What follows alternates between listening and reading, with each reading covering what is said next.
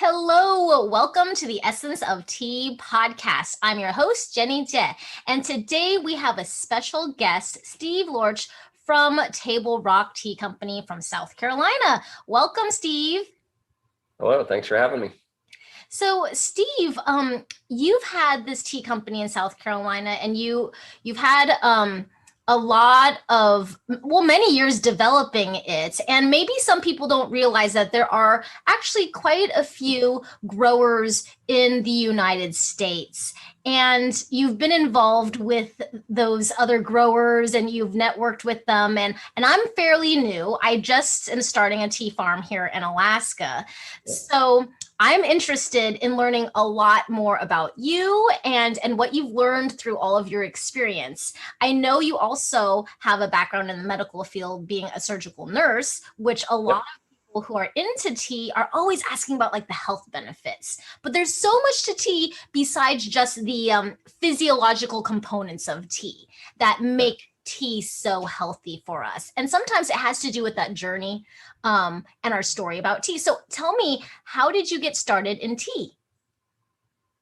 So my wife and I are the founders of an agency called Hydro Missions International. So you can look that up under hydromissions.org or .com. And it's an agency that does water projects all over the world. So water wells, latrines, filters, pumps, that kind of thing. And so we ran that agency. We founded the agency and ran it for about a decade. It took us to about 30 different countries all over the world. And one of those was Kenya in 2006. We were doing a water well project in an elementary school up in Kericho in Kenya's North Country, where they grow their tea. And we didn't even drink tea at the time. My experience with tea, I grew up as an 80s kid in Philadelphia. My idea of tea was a scoop of Nestea crystals in the half-gallon pitcher, stir it up, and that was it. It was really truly it. So that was the first time we had tea pretty much right from the field. I mean, it was probably 90 minutes old. And so it was a much different experience. And so we came back to where we were living at the time in a little subdivision in South Carolina. And I bought a little tea plant online. This would have been 2006. So the internet was not what it is today. Still couldn't tell you what cultivar it is. We just bought it online, stuck it in the ground and it grew. And then years later, when we came out here to buy our farm, we wanted to do a hedgerow. And we have a policy on our farm that we don't do anything ornamental only. So it has to have a dual purpose, sort of edible landscape, that kind of thing. Yeah. So we wanted to do this. Yes, we wanted to do a hedgerow, and this tea plant had been growing in our yard in Malden, outside of Greenville, South Carolina at the time. And so we started figuring out, okay, how many plants do we need? And we kind of figured on the spacing, we needed about 400 to 500. We just started thinking, well, how much does this stuff make in a year? Why don't we start a tea farm? And so we did. And that was it. That was kind of it started innocently enough with an ornamental hedgerow and ended up being a commercial tea farm. So here we are. So how many years have you been doing this now then? I mean, 2006, did you start it right away? Yeah, so, well, I would say we started our first plants in 2008. We started growing our 400 to 500 first plants in 2008. So we've been growing for quite a bit of time. And then we started the actual company in 2014. There's a lot of stuff that you have to decide. We always say when we do our tours, that's a big part of our business is doing agritourism. So we always tell people on the tours, we had to answer a few questions. One was, could the tea grow here? Two, could we reproduce it? And three, would it make good tea? If any of the answers were no, then the venture kind of shuts down pretty quick from there. So it takes a while, as you know, for a tea plant to mature and all that kind of stuff. So it was a good 4 or 5 years in the making to determine the answers of yes to all those questions. And then now we're in full blown expansion mode. So yeah, Well, that's how yeah, it and it's started. quite an investment because Yeah. we only ordered like 55 plants. We're Hmm. starting in a small greenhouse. Our temperatures are very different than the rest of the country, of course. That's why we're doing Yep. it in a greenhouse because it gets to minus 30 below. And when we were looking at the spot, it was 30 below, actually. Yeah. So we're growing, I don't know if I told you or not, at a geothermal resort, I guess you could call it. It's at Hot Springs here, Chena Hot Springs in Fairbanks, Alaska. And they have the only geothermal power plant in the state.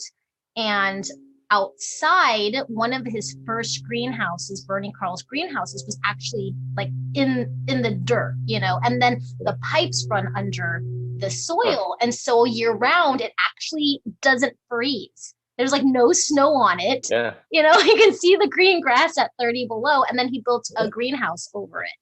That's So fantastic.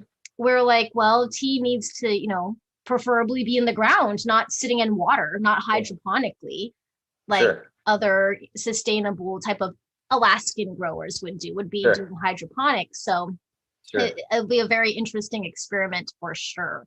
And it was Yeah. not easy getting all these plants here either. Yeah. Um, Yeah, definitely. Yeah, and I'm surprised you bought the actual plants and didn't germinate from seed or that kind of thing. So yeah, well, good. and we bought a bunch of different varietals so Hmm. we could be able to see if they would survive, or like watching them every week, taking notes, kind of like being a scientist, Yeah. observations. Like, is it kind of like wilting a little bit? If they're all in the same greenhouse with the same conditions, which ones are going to be Yep. reacting a certain way? Like, how are their Yep. leaves turning? Some trees will, even here in Alaska, like birch trees, for example, there's different types of birch trees, some that grow well in Alaska, Yeah. some that grow well in Idaho, but they don't always do the same because of the environment. And Sure. so you'll start to see, certain characteristics like, oh, that tree looks really sad. I think it's too hot there, Mhm. Yeah. So, Yeah. but Yeah. yeah. And then you'll see which does best for you in there. And that's the interesting thing about American tea in particular. Our climates are so diverse. There's a lot of bandwidth, like I was telling you earlier. We can fluctuate 50 degrees in one day. We can go from freezing to really hot in a greenhouse or whatever, all within the span of 24 hours. And so um, different climates, different tea reacts better. Most people are kind of shocked to find out that we grow a Samaka variety here. That's what we grow. And so yeah, that was because we didn't really know that we quote unquote couldn't until we bought our seeds. This again was back in 2006. We didn't know anything. We bootstrapped the company, from the ground up, and we just bought seeds from a supplier online, and I had no idea what they were, at the time. Didn't even know at the time difference between sinensis and Assamica. So they did well, and we like the tea from it. So there you go. So do you mostly grow Asamica then? Or is that all of it? Or do you have That's some all of other? it. Oh, No, that's wow. all of it. Yep. Yeah. Now we grow from seed, so there's genetic variability within that. But Mhm. yeah, ours are all Assamica. And we have behind our greenhouse, we've got a pretty big commercial greenhouse. It's about 48 by 72. And on the back wall, outside, we call it the Wall of Fame. And so we have about 25 different varieties of Camellia sinensis from all over the world. But again, like you, same conditions and all that kind of stuff, just to see how they play out. You know, not only do you look at, how well they survive through the climate, but you also look at things like branch structure. Is this the kind of plant that you want to have rows and rows and rows of? How hard is this going to be to harvest commercially? And then of course you want it to make tea that you like. I tell new growers, there's a lot of push for different varieties of tea because of whatever their cold tolerance or this or that tolerance. But at the end of the day, you should like the tea you're growing. I think it'd be a hard sell to plant acres and acres of a variety that you decide, I really don't like the way this tastes. That's a hard thing to sell. So I think that's part of when one of the questions is, some things to consider when you start up. It takes a while to start up. It takes a while to find the plants that grow well in your area. And then it takes a while to get them to maturity where you can taste the tea from them, and decide, okay, that's the one I want to duplicate versus that one, So I think So that's what all important. categories of tea do you produce? Do you do all Yeah. of the categories, or do you just, specialize in a Mhm. certain kind? So we play to our strengths, which is another kind of word of advice to any would-be tea farmer in the US, that we don't try to duplicate other people's teas. We've had people, even some pretty educated people, come to our farm on a tour and ask us, do we make a Darjeeling? No. No. Because Darjeeling makes Darjeeling, that's like asking Darjeeling if they make a table rock. No, they don't. So, because of the way our climate fluctuates, of course, most people are familiar with Charleston tea plantation. That's, the big one that's been around a long time. Well, they're kind of our sister farm, so to speak. I mean, they're on the coast and we're up in the mountains, but the same state. We belong to the same agritourism associations and that kind of stuff. But if you pick two leaves in a bud from Charleston and two leaves in a bud from Table Rock and brought them in the middle into Columbia, South Carolina, processed them the same way, they're going to taste completely different. Yeah. And because of the terroir and all of that. So we kind of, again, play to the strengths of the climate. So we make all the varieties that we can. So we have a green, we have a black, and we have some just different ones kind of in between. Wouldn't necessarily call them, traditional oolongs, but some are, in between. Like we just harvested today for the first time this season. We're making one that we call a dark oolong. We call it bear claw. We're in the mountains, so our branding is very Appalachian. We got a Yeah. lot of bears here, so we have bear claw. But that ends up having some. It's like a black tea, but it milder, smoother, and it has some notes of chocolate, especially if you add cream and sugar to it. Those Interesting. pop out. Yeah. So, and it's all just, again, just different processing, how we do it. We make a very unique green tea that really doesn't, it's called Winterleaf, and it's a cold harvested green tea. It's the only one that I know of actually in production. But we actually harvest in the middle of winter under freezing conditions. And it's a very specific part of the plant. There's a specific way that we process it, and it can only be done when the temperatures are below freezing. So, which is not most of the places where they are doing tea, because you also lose 4 months out of the year of growing as well. So we make the Winterleaf green in February. We make our other ones that are oxidized in basically the spring and summer. Yeah.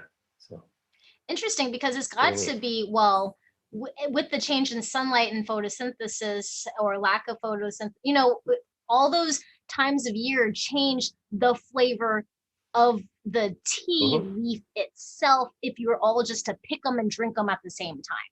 Because there's other things going on in the environment Right. that changes how the juices and the sap and those flavors change, or where that energy goes in the plant, and people don't realize Yeah.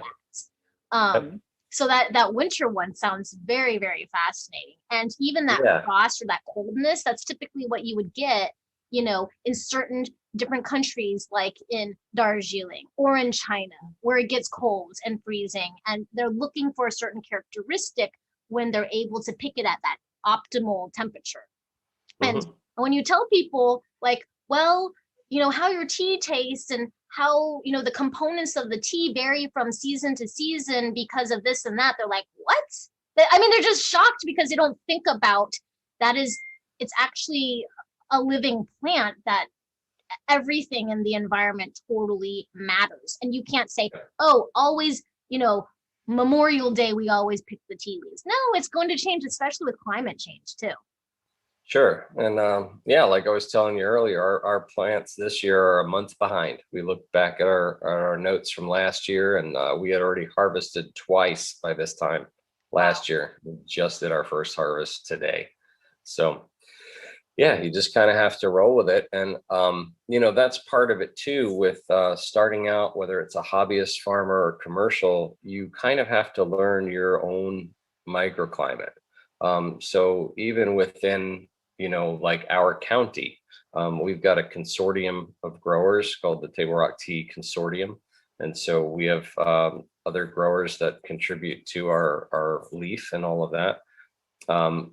But they may be a half an hour away, but their microclimate may be completely different. They may be in a wind tunnel. They may be in a place that's on the side of the hill that, either gets more rain or less rain, that kind of stuff. We're at the base of a mountain and the weather is almost completely unpredictable, so weather forecasts are almost worthless for us. They really are. So so you just kind of have to stick your head out and go, okay. But that only comes from learning your farm. For We sure. get a lot of calls. We field a lot of calls since I wrote that book, How to Grow and Make Tea in the US. We tend to consult for a lot of new growers and that kind of thing. And we get from time to time people that want to buy a farm and run it remotely. Like I live up here and I bought a farm down here, and so I'm thinking of doing tea. And they're kind of just like farming from afar, like, want to hire people Hmm. to work it or whatever. I don't think that's possible very well with tea. I think the plant takes too much attention. You kind of have to be on site. Does that make sense? Yeah. Oh, So of course. Of course. Like my husband and I were like, I think we need to invest in a hybrid car because like where we're growing the tea is an hour away from here each way, yeah, at least an hour.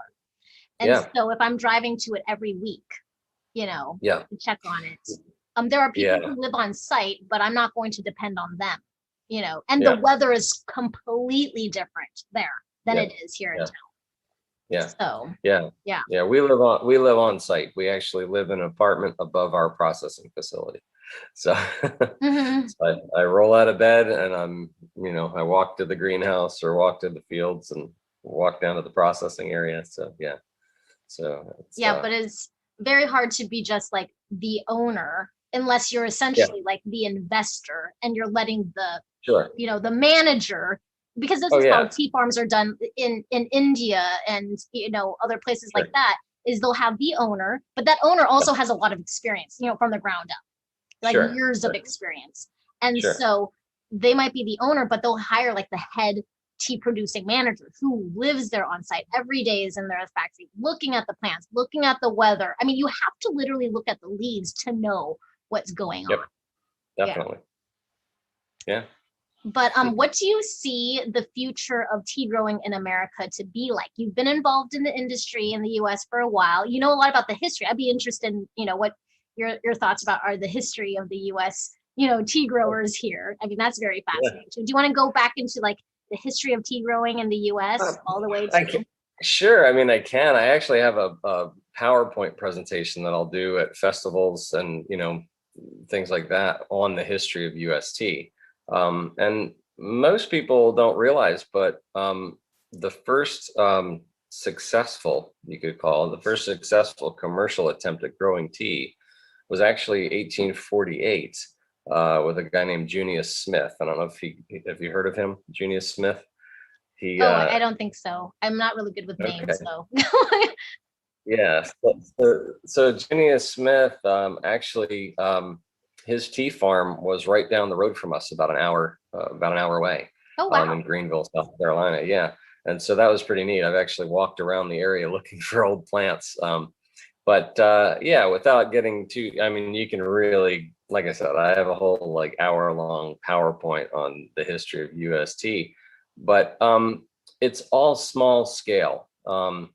we get asked this question quite often, just because people either curious or looking to invest or looking to do whatever.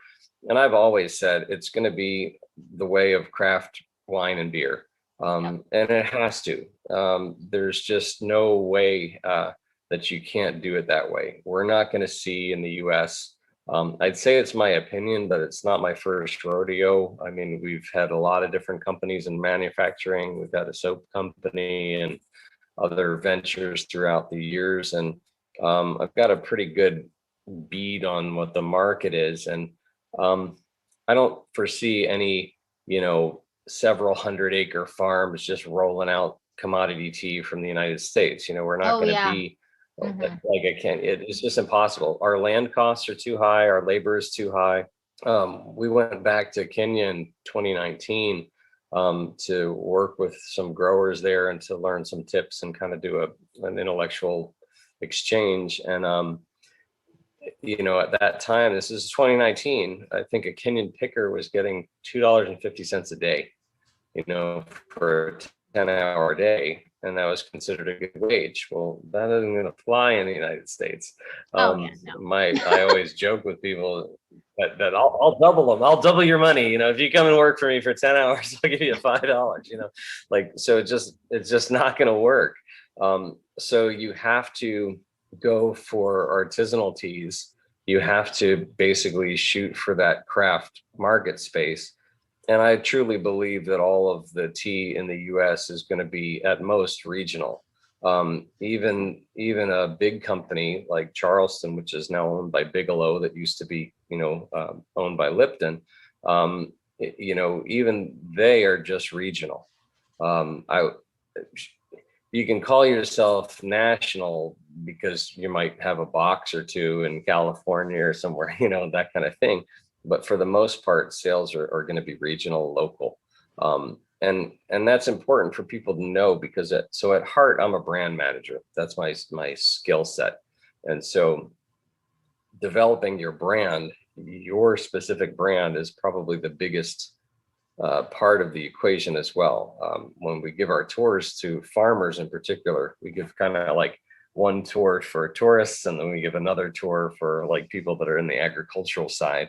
But I always tell them, it's one thing to grow tea. It's another thing to make tea. Oh It's yeah. another thing to sell tea.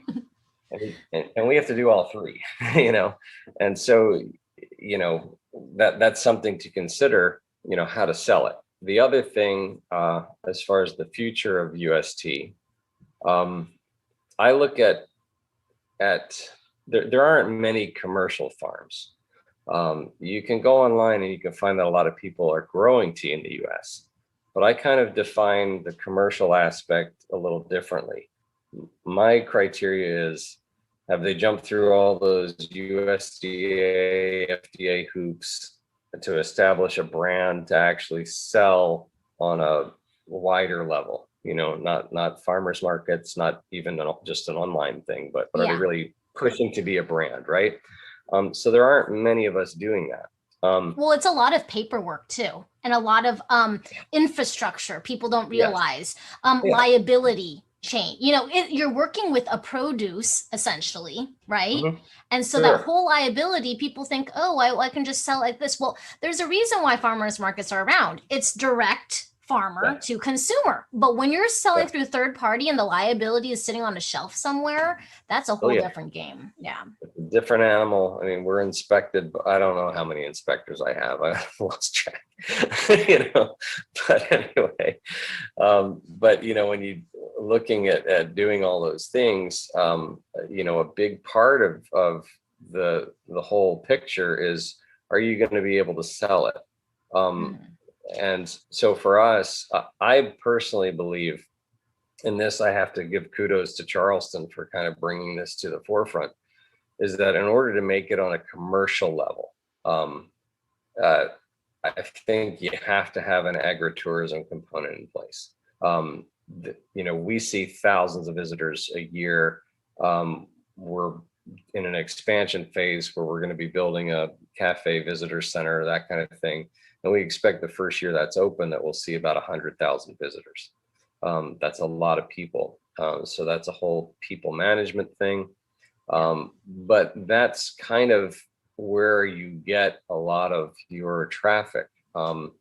It's sort of like a farmer's market coming to you. And tea farms are enough of a draw to do that. But I think it'd be a hard sell just trying to compete, be it online or whatever, as a small scale tea farmer. Prices are way high. Um, you know, tea consumers always are looking for something new. So that means that, you got to figure how often will you get repeat customers. And you may get a bunch, but those same customers in that space for high price tea are also looking for other high price teas, so they're shopping around too. So it's a pretty competitive market. And I think agritourism is a major component of success for a US tea farm. That's just my personal opinion. Well, and it makes it more intimate, the relationship more intimate, because they want the full experience. I mean, that's why even people in the US go on tea farm tours to Sure. Africa or Japan or whatever. They want to know what they're buying. And it's not about pricing, at that point, because they're looking for something Right. special. And the same Right. story with craft beers, right? It's like Yep. supporting that company that started as a mom and pop shop, but then it's local to that region, and then they have their fans and followers, and maybe they'll become like a national brand. Right. But they're a national brand for that area, for like Right. Maui Brewing Company in Hawaii or something like that. It's They Exactly. want to know specifically that, and they're the fans and followers of that. Exactly. And Yeah. that's what you have to do when you have so many other expenses that you need to cover in order to Sure. stay operational. And I Yeah. find other tea companies around the world are starting to see that too. There's the commodity side, and then there's those who want to pay their workers more, and they're having to change their perspective in marketing. Yeah. And that's the way it has to be. And fortunately or unfortunately, with the US, we have no choice. We don't have the ability to make tea, that ends up selling commodity for $3 a kilo. You know what I mean? Oh, yeah, We no. don't have that ability. It's impossible. It's impossible. So you have to right off the bat look at that kind of market strategy. And I think that's something that hopefully people are doing. I think more and more people are looking at that. But I have met a few that it's like, if that's not on your radar, there are much easier ways to make a living than growing and selling tea. I can tell you that. So it sounds like you're also a very busy person. I mean, it sounds like you have so many interests, and are you still a surgical nurse right now? I am. I work full time in an operating room. Yeah. And how does And then I that come like home and work. fit in with your schedule and your passions, of doing things well? I mean, in branding, that's the thing, is you take a lot of pride in developing that Sure. company or business. I mean, I love branding. I always look at brands and I kind of follow along and listen to their story. Yep. And then I'm like, they need a different CEO who's more into this like mission of the brand. But Oh yeah. but for you, like, how does that balance with being a surgical nurse with working at the tea farm? Like, are you able to have the flexibility, or what does that look like in your life? And how does that play into how you holistically see things? Sure. So I'm very thankful for my background in that. That said, I actually, from the time of its inception in the tea farm, I'm far enough along in my career that I was able to command a pretty good situation at the hospital at which I work. So my contract with them is when we have surgery, I'm there. And as soon as that last suture is thrown, I'm out the door. And so that's kind of how that works. So and they know that, and they're happy about that. So it works out well. It's just a small little I chose this hospital for that reason. Now that said, this year we've really ramped things up, and I'm probably looking to step out of medicine after 31 years.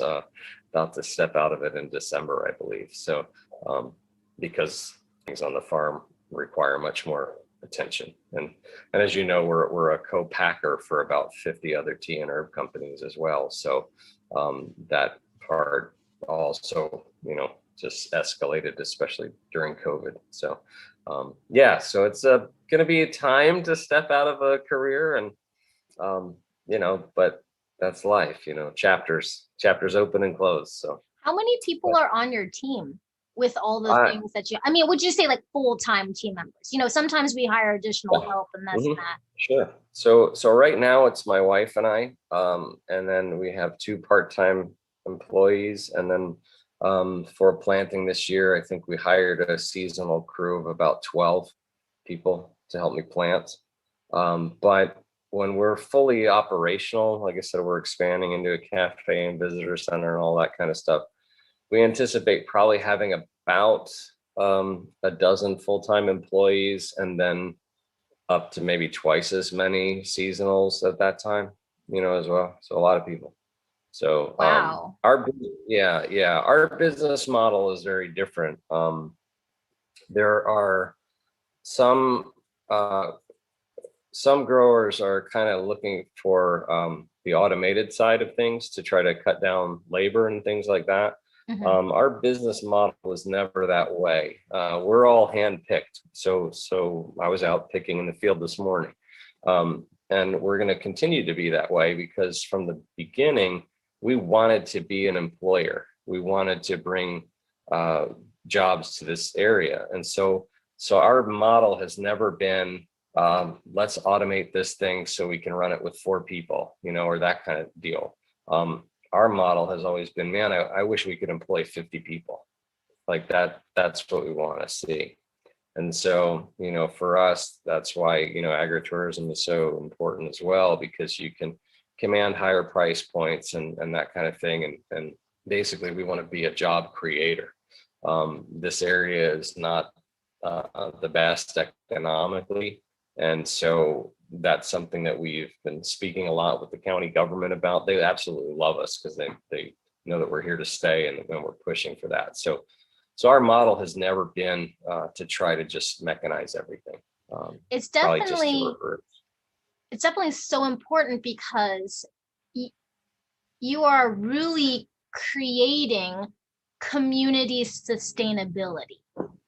Sustainability with your partnerships of the people you are co-packing and drying for and Mhm. processing, the other local herb farms that are around there and doing that for them, working in relationship with your community as a business, but also growing the families that are around there by providing jobs and saying this is a place where we want to have like-minded people who care about agriculture and people and community, which is so, I mean, if anything that has COVID has like helped us realize is to open our eyes to like what's important in life. And Yeah. and so some people have moved across the country for whatever reasons, and some other people have like stayed and been more innovative and saying, what can I do for my local community? Mhm. And Yeah. we're all in it together. So I think that's so fascinating because people think of sustainability as like, recycle, reuse, or sometimes, but they forget about the community aspects that businesses can be sustainable to create an ecosystem for that location region too. Right. Yeah. So that's where we're headed. I mean, it's good. Like we're actually happy when we write checks to our, employees and workers. Like, and my wife and I'll go home and, be like, we paid out a lot of money today, didn't we? Like, yeah, that's awesome. Like for us, that's great. Like we had part of our model is this Table Rock Tea Consortium. That's also kind of part of the future of it.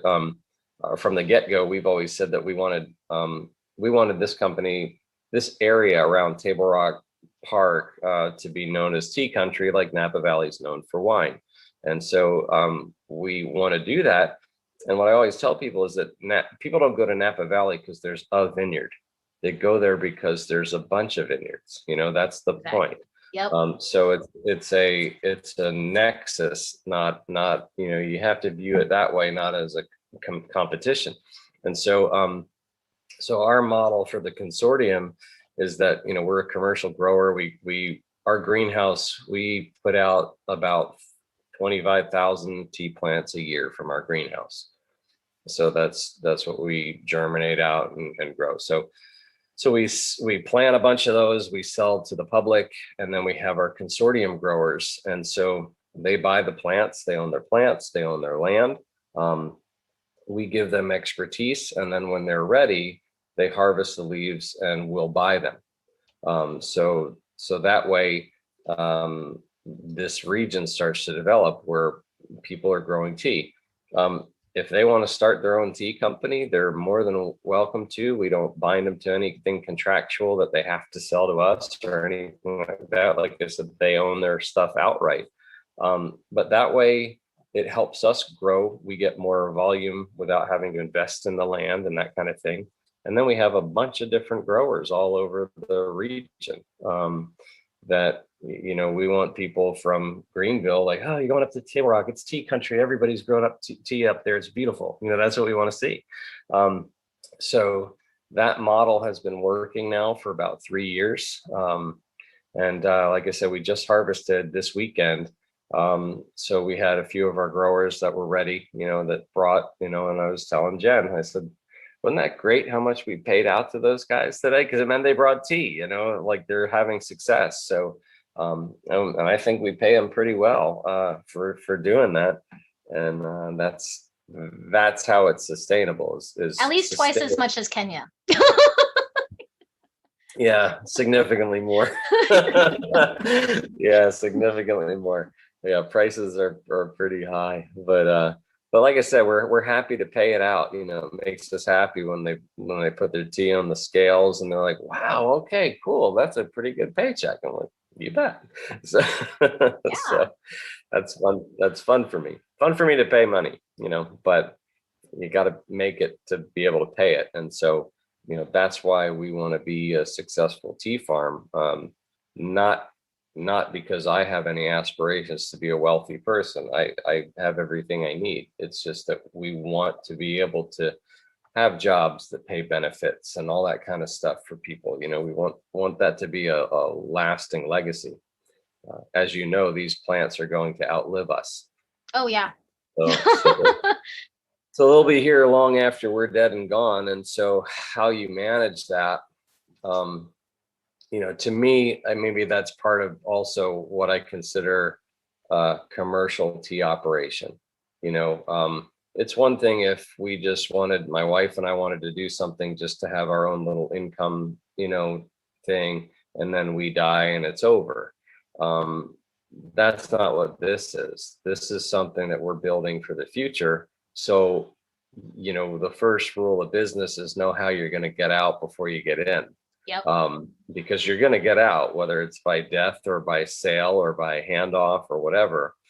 So we don't have kids. So that's been something that we have been looking at for the last few years is, okay, how are we going to, you know, hand off the torch, so to speak, pass the torch to the future, because we won't be here forever, you know.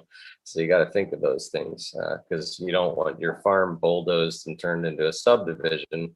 No. When you know when you've got tens of thousands of plants that you know how difficult it was to get them growing. You know? Well, then I think about all the people and their jobs, and you know, being an entrepreneur, I'm always thinking about my staff. And I'm like, I have to provide a job for them. Like, they can't have their hours cut, like, you know, because they're depending on it. And they like working for us for a reason. The company culture, the mission, or, you know, what it is that they love to do that works hand in hand. So how can people find out more about you? I bet you're going to be hiring, right? So how can people find out more about you, about your book, about what you do, about your tours? How can people find you? Sure. So tablerocktea.com. We've got a pretty big presence on the web. The book, How to Grow and Make Tea in the United States, a little bit of a misnomer. It's probably more like How to Grow and Make Tea in Temperate Regions, right? But that title doesn't sell so well. So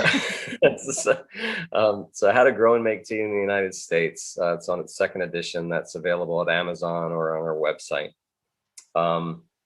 And you can learn about the connectivity model. I'm sorry, the consortium model, that's on our website as well. So that if that's something that somebody wants to duplicate in their region, happy to help them out with that. And then yeah, that's basically it. I did jot on my notes here. One thing I did want to mention is, our background was through Hydro Missions International. So we've always had a charitable bend in all of our companies that we've ever done, and Table Rock Tea is no exception. So like 10% of everything that we sell, so of actual 10% of the gross revenue goes into this connectivity fund, which actually is going to um, work with small scale tea farmers in developing countries to help them with scholarships and grants to get them started, expertise. And then when they're building up their farm, when they're ready to have a product, we'll buy that from them and then launch another sub brand Wow. for that as well. So that's what 10% of our revenue goes to. It's our connectivity fund. So That's yeah. amazing. That's really powerful. Yeah, so it's something that was baked into our DNA from the start. So we're just about to find, I think, just about to work with our first farmer, hopefully before 2022. But these things take time, as you know. So Yeah, for sure. Well, thank you so much for coming on as a guest. And for all of you listening out there, if you really enjoyed this episode and know anyone who would also enjoy it, please share it out with them. You can listen to this episode of the Essence of Tea podcast anywhere where you listen to podcasts. And we would really appreciate a rating and review if you've enjoyed this. And we'll be here next time. Thank you.